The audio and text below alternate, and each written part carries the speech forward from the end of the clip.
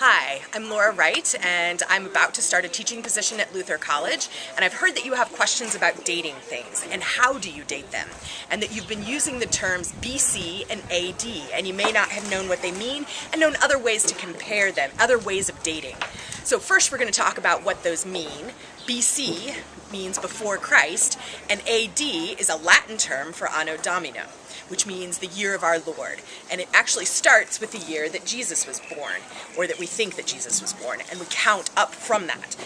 Now, we have actually changed, probably within the last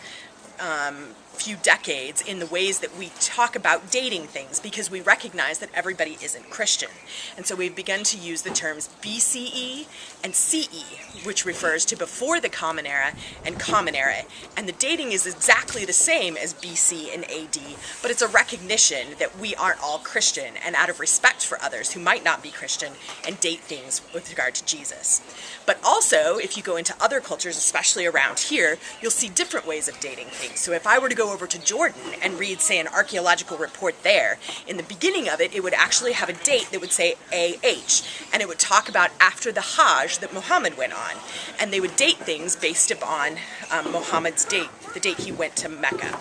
You can also see in ancient cultures, there's another way to date things, and I'll give you one example in Mesopotamia, and that is with the Assyrian people, and they had a list, and there was an official, and these officials just came one right after the other, and they kept this list, and the name of the official was a limu, and so you would date things based upon the limu of that year, and you would write it into your text. And so we can go back and we can actually make those dates correspond to our own BCE and CE dates, and date things that happened thousands of years ago.